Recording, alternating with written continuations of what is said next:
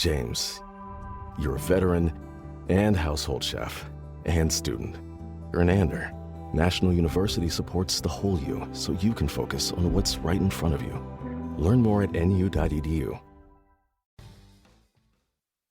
This is VSiN By The Books on VSiN, the sports betting network.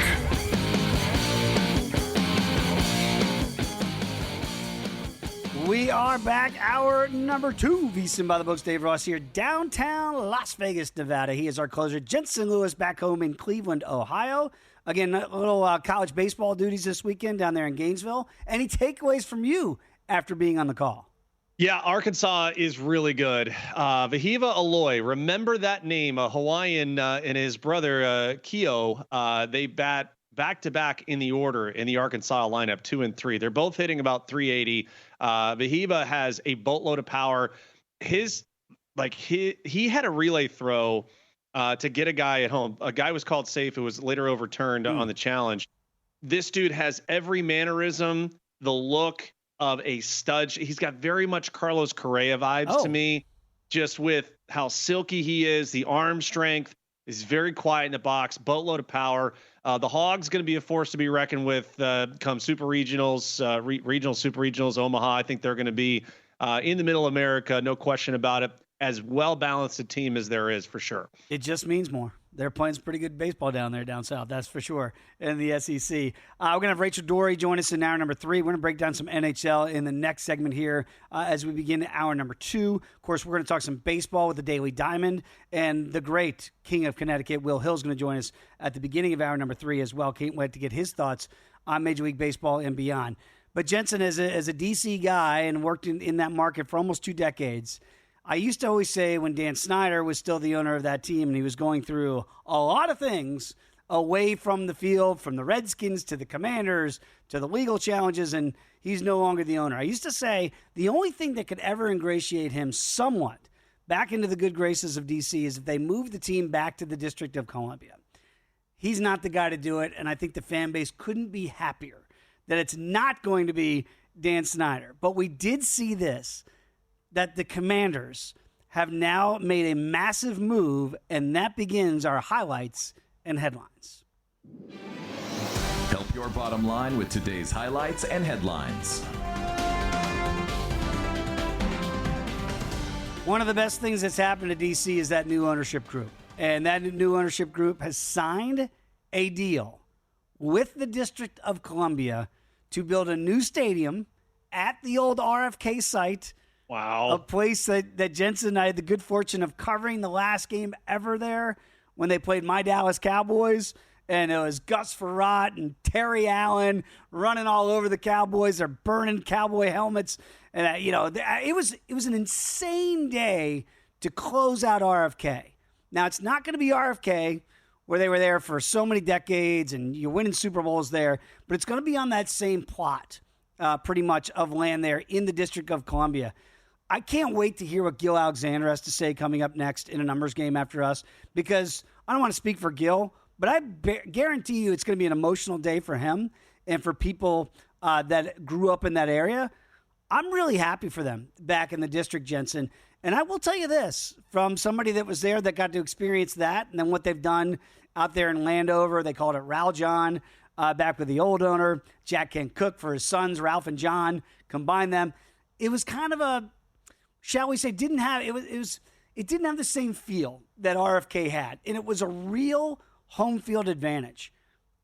This is something to earmark that when they go back to the district, Jensen, and I've said this for a long time, yes, it's an old basketball town, but when the Redskins and now Commanders are in D.C., there is no hotter ticket in town than when Washington plays football in the District of Columbia.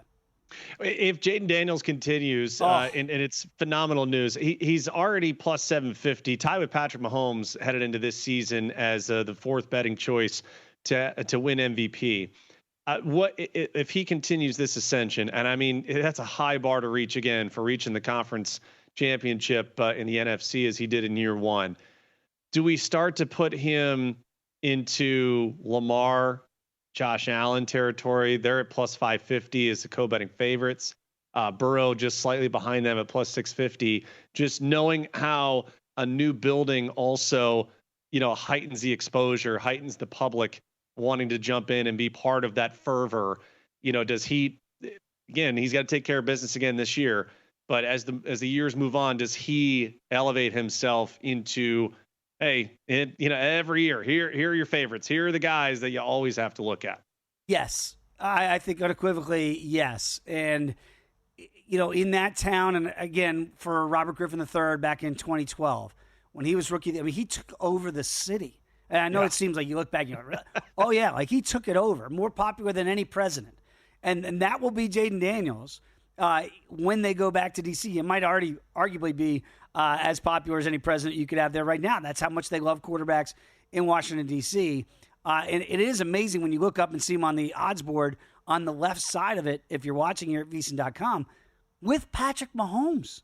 Mm-hmm. Jaden Daniels has the same number as Patrick Mahomes and $10 almost shorter than Jalen Hurts.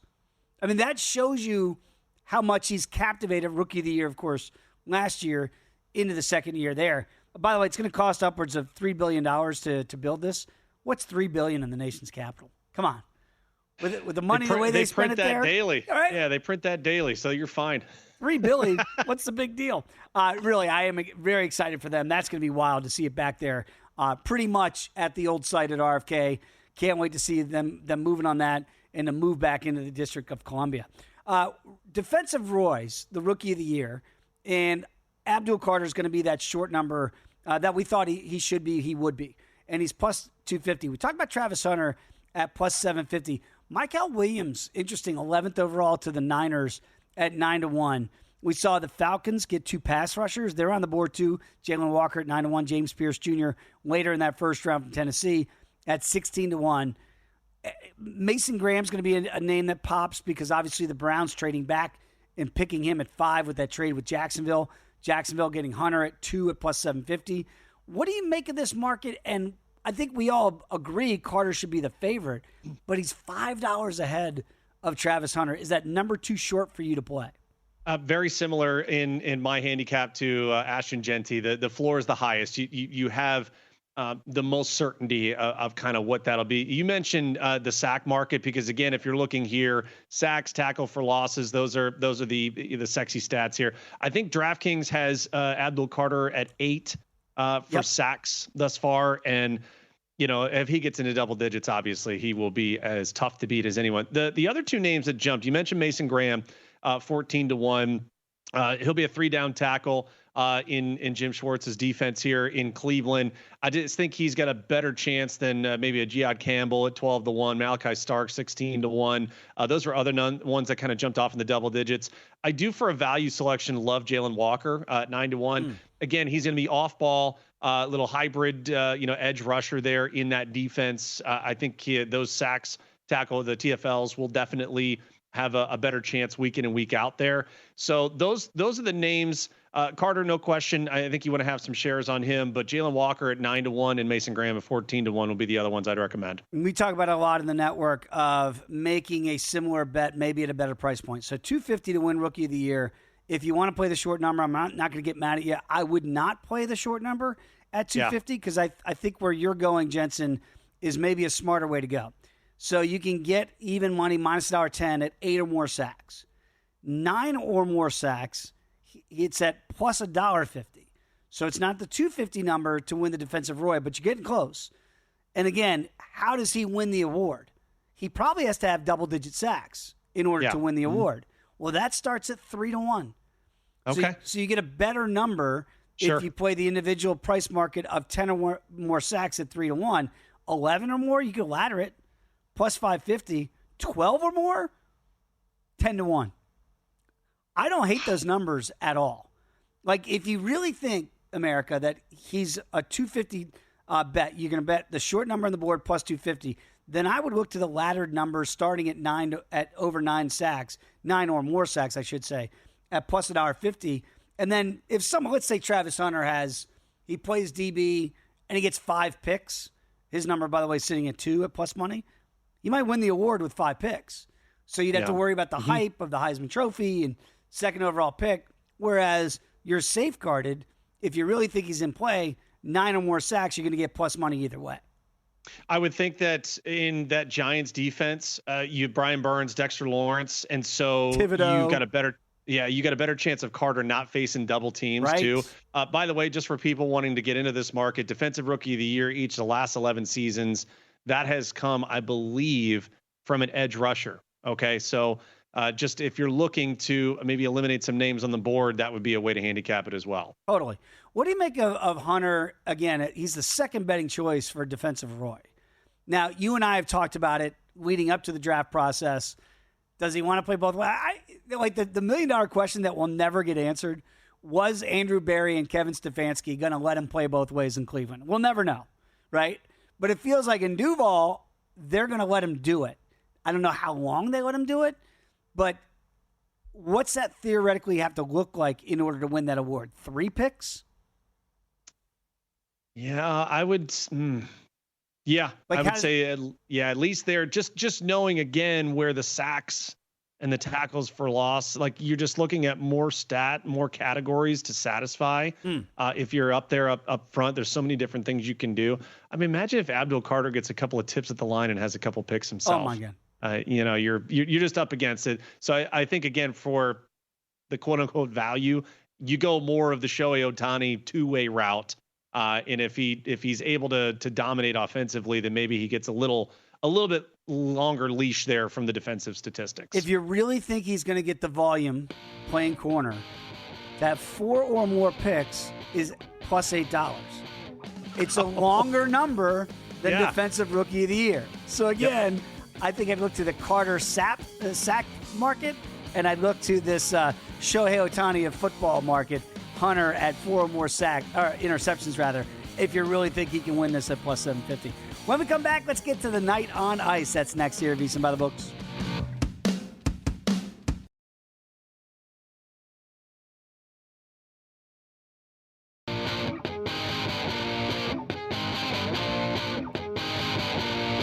You're tuned in to VSiN By The Books, right here on VSiN. We are back. VSiN By The Books. Dave Ross, Jensen Lewis here. We're going to get to the night on ice here in a second. Rachel Dory's going to join us in hour number 3, along with the King of Connecticut, Will Hill. I did want to bring up one other thing. We were talking about defensive rookie of the year. We talked about hour number 1, offensive rookie of the year. In the offensive rookie of the year market, you can go deep down the board and find Dylan Gabriel at 40-1 for the Cleveland Browns. And Jensen, you're in Cleveland. You're in Cleveland. I got to ask you. The Browns, in case you were sleeping under a rock and you didn't see it, they drafted Dylan Gabriel in the 3rd round. And then everybody's favorite 5th-round pick, at least at ESPN, Shedeur Sanders, who's 19-1. So just do this exercise. Yeah. The 3rd-round pick of the same team is 40-1. And the 5th-round pick is 19-1 to win Rookie of the Year. You and I were talking about this. Like, all the focus is on Shedeur. Yep. If you really liked, and apparently they did, Dylan Gabriel, why do you draft Shedeur at all? Why do you trade up 2 different picks later to get ahead of Philadelphia to take Shedeur if you are enamored with Dylan Gabriel? And you must have been to waste a use a 3rd-round pick on him. So first of all, if you saw the reaction from Andrew Berry and Kevin Stefanski, it did not look like that was a united front on that pick. For people that know what happened in Cleveland with Johnny Manziel, that was straight from the owner. What did we say before the draft, Dave? You can predict whatever you want until the owner steps in, and then all bets are off. So what I do know on the Dylan Gabriel front, this front office was enamored, so much so that they kept everything under wraps. They did have meetings. They flew all the way out, Air Haslam, for a dinner. No leaks whatsoever about what they really loved about Dylan Gabriel. Let's connect the dots here if you're looking the long term. This whole dome stadium thing, that should get wrapped up here rather soon. You're looking a couple years down the road. If they feel that either they will not have enough capital to get up to 1 to get Arch Manning if he declares next year, however they're looking at the quarterback class for next season, which I think you and I both agree looks to be deeper on paper. It looks to be a stronger draft class. We shall see. If that's the long game where then we take the elements out of it. It's like Jared Goff. If you play inside all the time, pretty damn good. But I think overall, just for where the Browns quarterback room is, I think our producer, Brandon Valesky, said it best. We need a podcast. If Hard Knocks has any sway whatsoever, the ratings will be through the roof just on the features that they'll run on that quarterback room by themselves. I'll say this. If you go to DraftKings right now and go to team specials, for the Cleveland Browns, there are no options for Dylan Gabriel. All kinds for Shedeur Sanders. None for Dylan Gabriel. And again, I would be fascinated. These markets will populate who's going to be the week one starting quarterback for each team, right? If it's like a Dak Prescott in Dallas, it's going to be a ridiculous number you'd have to lay, barring injury. For this one, it's really going to be about competition. Whether it's going to be Kenny Pickett, whether it's going to be you go with one of these rookies. I don't know which way they go. But, Jensen, get ready because you're right there in Cleveland. I mean, when they open up the mini camps for the kids and the rookie camps, it's going to start day one, brother.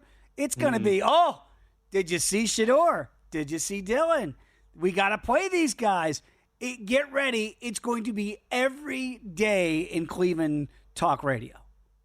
Just a headache, and I will not be listening to any of it. So as far as the wins, obviously we saw really only the juice kind of move here after this draft for the Browns. So 4.5 remains the number. $1.60 you got to lay. Now, I want no part of that. I think we go back to your idea of they're 28-1 to win the division, right? 25-1, 28-1. Again, what does 5 games get me? I think that 30-1 now, I think on Circa. Still 30. Okay. So in good conscience, I'm trying to take my heart out of this because I want my team to win. I really do.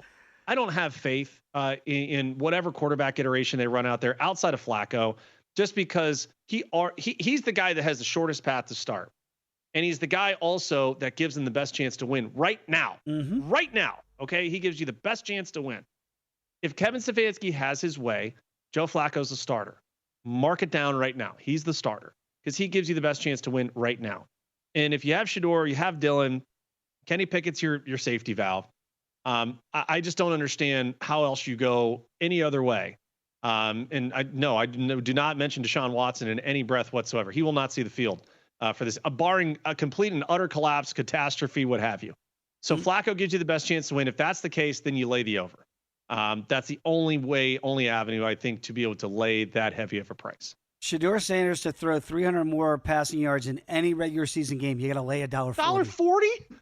What world do we live in? What? Where we're going to lay $1.40 on that. No thanks. And Sorry. by the way, did they expand the rosters from 53 players? Because are you going to keep 4 quarterbacks, Cleveland? Right. You got to make the team. It is fascinating, absolutely fascinating with 4 quarterbacks in that room, and the 5th being Deshaun Watson. They're going to have to figure out how to get him off that roster.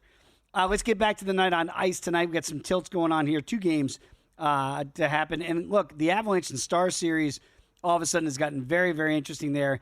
And the Lightning series as well is getting very interesting in the Battle of Florida. And by the way, if you didn't see Edmonton last night while you were sleeping, they scored in the last 90 seconds to erase a 3-1 third period deficit against LA and then win it in overtime 4-3. And now that series, we talked a lot about it. When they were down 0-2, you can get over 4-1 and win the series. I said, hey, remember, all they got to do is hold serve. Now, it wasn't easy to hold serve with these miraculous comebacks, but they do it again and win 4-3 there. That series hanging in the balance as well. It looks like the West, Jensen, might truly be as wild as indicated. Oh, it is. And now where you kind of see the series tied up with Dallas and Colorado, which we'll feature tonight. I do think the Avalanche get out in a big way, and I think they kind of get back to their blowout ways, if you will. They were 5-1, 4-0. Those are how they've won it thus far, and it felt like Dallas got rid of their defensive collapse there at the end of the regular season. To me, just from the numbers alone here, we're looking at almost a 40% differential between the bet percentage and the handle percentage on just the puck line in and of itself. And so I've locked in Avalanche -1.5 at +180.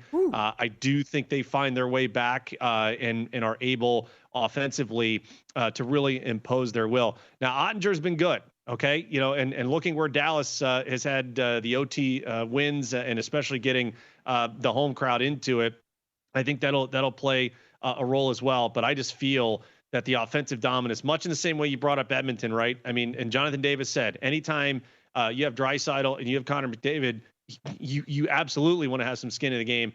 I just feel that Dallas's defensive struggles could come back. The Heiskanen injury is something to kind of watch here. So I think 2 or more goals here for the Avalanche to get back to their winning ways. I don't know that this has ever happened before. Maybe it has. Every series right now in the West is 2-2. 2-2. So when you look, at the futures board to win the West, Colorado is the shortest shot at plus $4. 2-2 with Dallas. Dallas is plus 650. We talked a lot about this before the series began, that you felt like whoever the winner is might be the favorites then to win the West between Dallas and Colorado if Dallas get their healthy pieces back. Winnipeg in clear control up 2-0 against St. Louis. Don't look now. Okay, you can look. 2-2. Winnipeg's plus 450. St. Louis is the longest shot at 15-1. And oh, by the way, there's the wild 13-1 with the VGK Golden Knights here at plus $5. We mentioned the Oilers now have gone all the way up to plus 650. And that's the Kings are actually, if you can believe this, they still own home ice. They're down to 7-1. It is amazing to watch the juxtaposition of these future prices based on every series being knotted up at 2. I mean, maybe if you wanted to dip back in, I would relook at the Kings at 7-1. We're just working the market here, right? Because I said you should probably look to Edmonton when you get them at 4-1 to win the series. Now they're plus 650 to win the West. I don't want any part of that bet. So I'm really happy that I did jump in on the Kings at 22-1 when JD told us to do it. And so if you played also our recommendation and you brought it up, it bears repeating. If you think the Oilers have any chance, then you buy the future when they were down. And so you're feeling really good and kind of house money there. The Wild would be the only other place I'd jump in. VGK has been a little leaky.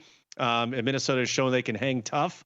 I'm not going to get out of position because I have 2 futures on the Golden Knights at double digits. So can't wait to see it. By the way, also tonight, I do think the Lightning keep it close. All the wins have come by the road team in that series thus far. Just something to think about. Battle of Florida really doesn't feel like home ice advantage, right? We're not going too far here with Tampa and Florida, so could be all knotted up at 2 there as well after tonight. Jensen, you do a really good job keeping an eye on those betting splits as the day goes on. You can do so at home. All you have to do is become a VSiN Pro subscriber. To do that, you go to VSiN.com/subscribe. You spend $59. That's it. And it covers you all the way through August 1st. Those betting splits come to us courtesy of Circa. Behind me, DraftKings as well. So go to VSiN.com/subscribe and sign up today. Talking baseball, Daily Diamond is next.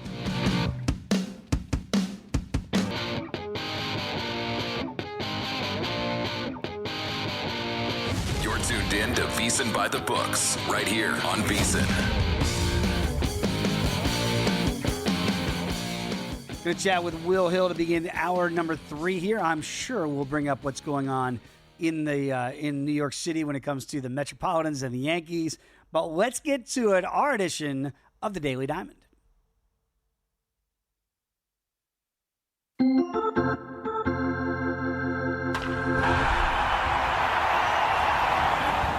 Oh boy, we talked a little bit about it in hour number 1 with Cody Decker. The Metropolitans had a 7-1 lead. Tyler McGill shoving. Everything's going great. You got to turn it over to the bullpen. You give up 5 in the 7th. You give up 2 in the 9th, and you lose 8-7 somehow to the boys in Washington, D.C. Now, look, social media is a whole new game, right? So everybody's got their accounts, their social media accounts for the teams. And even though it was at my guy's expense, Jensen, this one caught my eye. And yes. I think it caught a lot of people's eye. So the Nationals tweet this out, 7-1, bottom 7, with the picture of LeBron James. If we remember just a couple nights ago, he was just so hurt. And boy, poor LeBron, he can't get up. So he's got his hands over his face if you're watching and listening here on Sirius Channel 158. And then flash to 8-7 final score and that epic picture of LeBron. Is anybody paying attention to me? are they looking as he's peeking out of one eye because he was just fine, and the Nats turned out to be just fine, 8-7. Kudos to the social media team. You're taking a dig at my Mets and at LeBron all in one fell swoop. To the victor go the spoils, Jensen. To me, that's fair play from the social media team. We would have expected it too, that the Nats bullpen would be the one that you'd feel would give it up, just how bad they've been. But everything melts down. Hey, boy, another one. If you're an under better, oh man, oh my God, the heart attack central you've had. And we go back to the all-timer for Arizona and Chicago, where you and I were sitting there with JD. We gave out the auto over with the 40-mile-an-hour winds blowing out at Wrigley, just 3 runs, bottom 7. Oh, here's another 20 runs for you. As it pertains to where we are now, they'll finish the wraparound series this afternoon, 4:05 Eastern. First pitch, Griffin Canning, Trevor Williams. I do like the over 9.5 here. Have locked that in if you're a VSiN Pro subscriber, that you've got that pick in pocket. I do feel that the pitching matchup would lend offense to both sides here, Dave. And just knowing the resources that have been, exhausted, if you will, in both bullpen, you're going to need some length from your starters. These aren't the two guys that I hitch my wagon to and say, hey, go collect 16, 17 outs for me, boys. So we'll see how it plays out. A little afternoon affair here in Washington, D.C. Griffin Canning's been really good. The Mets starters as a whole have been really, really good. So he's off to a great start. Tell me a little bit about why he's finding success here, and is it sustainable? I don't know if it's sustainable from the entirety of the Met staff overall. And I think that's the one thing I'll watch for as we get into May, into June. Those are really that middle part of May, Dave, as I told you before the year, that's the first time you really get a great deep dive. What is your club good at? What are the shortcomings? How do we address it? Is that internal? Is that external? The Mets have the most I think they can out of their rotation to this point. That's the scary part, is if you had a little bit more runway of, there's more there, then I think you feel even more emboldened. But I do feel Uncle Steve, David Stearns and company go out and really look to the trade market to try and bolster this pitching staff. Because again, for the guys that have taken the ball, Dave, they've been relatively healthy. And also remember, Clay Holmes converted from a reliever. What does his workload look like second half of the season? Kodai Senga has been very, very solid, but he's been injury prone. You're kind of waiting for the other shoe to drop here. Like, is this too good to be true? It might be. So you need some depth options, especially in the rotation. Yeah, I'm definitely a little bit nervy about what the great start for the Mets has been a dream start without 2 of your starters coming out of spring training. But I do worry, is this a little bit of a mirage? Really good so far. Let's see what Cannon can do today here against the Nationals. The Guardians kind of off to a really good start here, although they have dropped 2 in a row. The Twins, all of a sudden, trying to get off the deck. They've won 3 in a row. If Mike Palm was here right now, and we talked about Bailey Ober, he might get very hostile because that's one guy. He's like, what has happened to this guy? Is this a fade spot or maybe a good day for offenses in Cleveland? So Minnesota traditionally, when they come to Cleveland, have done quite well early in seasons as far as the offense goes. And by the way, if you're looking for an auto bet on 2 or more total bases, Carlos Correa has made a living just off of battering Cleveland pitching. So that's a guy right away. If you just want to circle him, regardless of who he's going up, it'll be Gavin Williams taking the ball here for Cleveland, who's been one of the best starters for the Guardians thus far.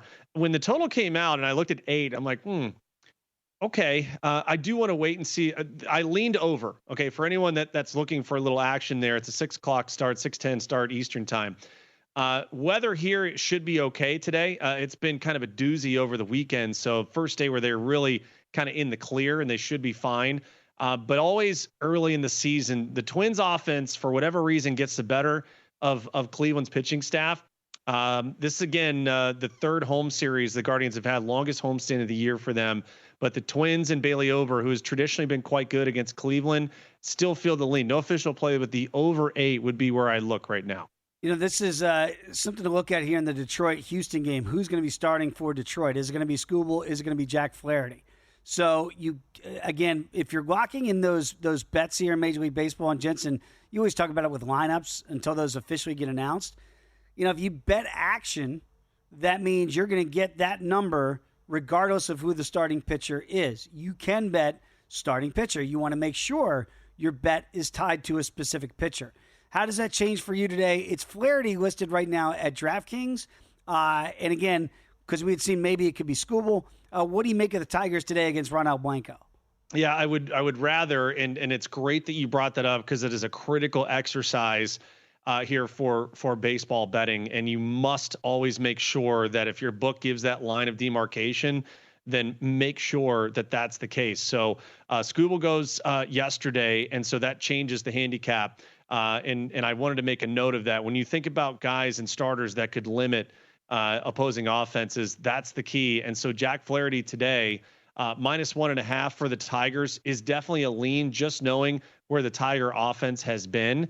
I think that, and again, no official play from me there, but that run line, just knowing where the Tigers have been, the Astros inconsistency, something to circle here. So again, initially plus $1.50 at DraftKings for you want the run line there for the Tigers, or as I've told you and many people, if you want kind of that double chance or that tie no bet from the soccer world, you can do Tigers -1, and you're probably going to get even a higher plus payout, or a lower plus payout, I should say. Still plus money for you there.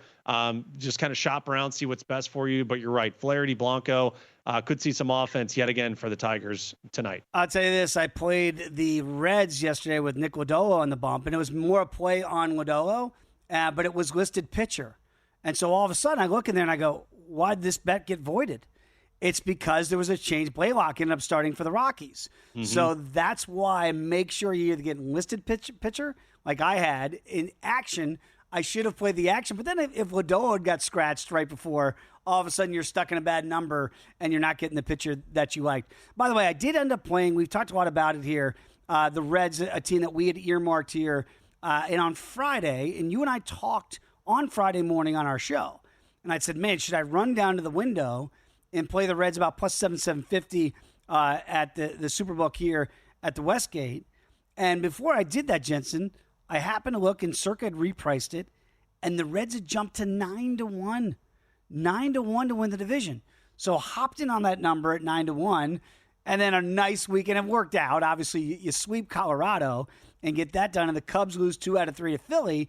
And all of a sudden, the Brewers, with a couple struggles against St. Louis, they're now in second place, 2 games over 500, and just a game and a half back. And those numbers have already shifted here down to plus 550. Now, look, all I'm looking to do is monetize that ticket that we talk about all the time. Mm-hmm. If the Cubs get back at some point to basically even money, you could then take your stake bet, if you will, rebet Chicago if you do think that they're going to be ultimately a 2-horse race here, and then you've got basically a free roll on an 8-1 ticket if your stake bet is at even money back in the Cubs. So again, we always talk about numbers plays that you hop in on. I felt like that was the right opportunity to hop in at 9-1. Absolutely love it. Again, the Reds with the highest run differential at plus 41, Brewers just behind them at plus 39 in the National League. So your exercise is absolutely spectacular. I did not expect that we'd have that run differential, and think of the games they've already given away. Oh. For all intents and purposes, the Reds should be leading the Central Division right now. Amen to that, brother. Let's start shoring up that bullpen. Call Jensen Lewis if need be. He'll get you a couple outs if we have to, Terry. I mean, you guys go way back. Let's make that happen. Yes. You want to come out to Las Vegas? We've got a great deal here for you at Circa. How about this package for just $400? What do you get for $400? How about 2 nights here at Circa? That includes the resort fees and the taxes. Well, that's worth it right then and there. On top of that, you get a $100 dining credit, a $100 beverage credit, and a daybed at Stadium Swim. This goes through September 4th. Go to circalasvegas.com and book your 2-night stay at a really good deal when you come out to Vegas. News or noise, it's next.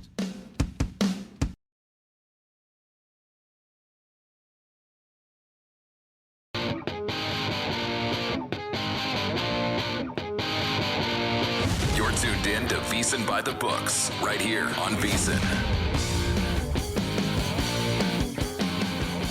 We are back, VSiN By The Books. Dave Ross, Jensen Lewis. He is there in Cleveland, Ohio, and we continue this post-Browns discussion. We'll get to news or noise in just 1 second. If we had to play bookmaker, you and I, we get to be, say, a Mike Palm, we get to be a Carl Johnson, we get to be a Thomas Gable, and we get to set a number. will Shedeur Sanders be on the active 53-man roster on week 1? I think that's a different question from will Shedeur Sanders make the Cleveland Browns, right? Because you can make the team but be inactive on game day, right? Mm-hmm. Those would be two different price tags. Is there any scenario that you could put a number out there that Shedeur Sanders does not make the team as the 5th-round pick? I don't know how you can book it because Jimmy Haslam is the one that made the pick. Cut him at your own peril, Andrew Berry and Kevin Stefanski. Andrew Berry to get fired before week 1 is a correlated play with Shedeur Sanders not making the team. That would be, but here's the thing, though. The math of it is you're not going to carry 4 quarterbacks. Just, in this day and age, you just don't do that, right? Because you know this on a Sunday, it is you've got to have an extra lineman that you're then not going to be able to carry, whether it's defense or offensive lineman, maybe an extra receiver, an extra running back, wherever you might be thin. You cannot carry that many guys. So I think the better play would be, I don't see any scenario where Shedeur Sanders is active week 1 unless he's the starting quarterback. Yep, right. I think that's right. If he's not starting, you get 2 veterans that could play, that could do the job. Yeah, so one of Kenny Pickett or Joe Flacco's got to go. That is going to be for you in Cleveland, Jensen. This is going to be so much fun. Circus. It is going to be an absolute circus. The circus is in town when you draft 2 rookie quarterbacks at the 3rd and 5th round pick. Let's get to it. It's time for today's edition of News or a Whole Lot of Noise. Is it news? Corleone is a man who insists on hearing bad news immediately. Or just noise? Are you going to act like this is news? Just noise. This is noise. Let's separate the impactful from the insignificant with one simple question. News or noise? I've seen the debates already raging. We all just go, hey, the NHL Stanley Cup playoffs are the best of the playoffs, whether it's better than the NFL, whether it's better than Major League Baseball or the NBA. It always gets put into the NBA conversation because it's the same time, right? So because of when they play, it always feels like a 2-league discussion. But how good, technically, have the Stanley Cup playoffs been as of today? Over 50% of the playoff games so far have been decided by 3 or more goals. So, Jensen Lewis, is the adage that the Stanley Cup playoffs are still the best, even though we have a lot of lopsided outcomes, is that news or noise? Yeah, it's news because if you just compare a year ago, 42% of those first-round games when the first round was finally decided were by 3 or more goals. So you've had nearly a 10% uptick in that. So over half now, and it was about 42% last year. If you go all the way back to 2019, I thought this was intriguing. All the division winners in that iteration of the Stanley Cup postseason were swept. Not just beaten, swept. And a lot of those games also were decided by 3 or more goals. Now, we know obviously that the West will not have any sweeps because everyone's tied at 2. We will not have that in the Eastern Conference side, but a handful of those series at 3-1. I do think some goaltending issues are in there. I mean, think about, you mentioned the Blues coming back 7-2 and 5-1 against Connor Hellebuck, who you mentioned Mike Palm, who has said, I'm not going to believe in him until he actually does it, in the biggest of circumstances. So you think about that one in which Winnipeg was really in the driver's seat, and we thought that one could just be pretty much over at that point. I think the Lightning and the Panthers, certainly are ones too that you look at. Tampa winning 5-1, coming back after losing 6-2 and 2-0. That was an intriguing one. The Hurricanes won 4-1, 5-2 over New Jersey. But I think when you look at just the overall dynamic, and again, for people just joining us, I do like Tampa +1 tonight. It's too much for me to lay at 220, 225 on DraftKings. So I went +1, Dave, for the Lightning at -$1.45. And remember, of the 3 games, each road team has won, or the road team has won all 3 of these contests. So something to factor in here. But just overall, yes, Dave, it is news that the Stanley Cup postseason thus far, over half the games, when it was just 42% in the first round just a year ago. Objection, Your Honor. If I may approach the bench. Yes. I would say we're getting a lot of empty netters as well to make some of these games look a little bit more lopsided than they really are.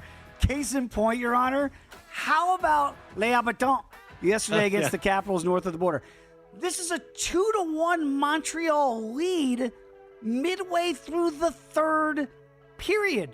2-1 Canadiens to get this thing back on level ice at 2-2. And then all of a sudden the Caps tied up at 2. They get the go-ahead goal with, about 3 minutes to go in regulation?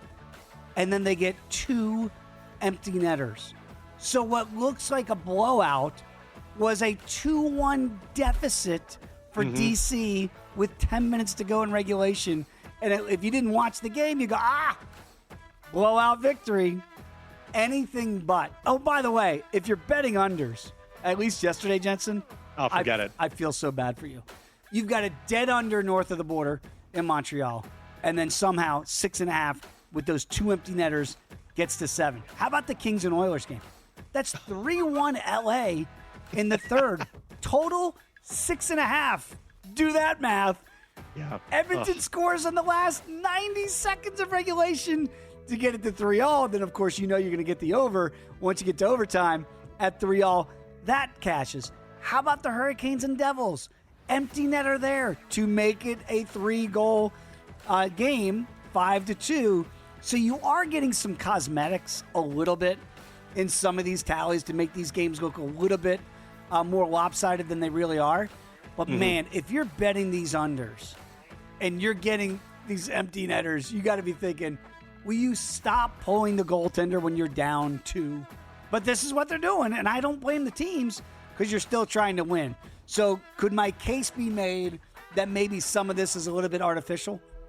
Yeah. Oh, yeah. And I think it'd be a great question. I think it's captivating from so many different angles. We'll ask Rachel Dory coming up and see if that's analytics based of when to pull the goalie, when to try and get the man advantage. Just for a market standpoint, knowing we've had these ridiculous third periods.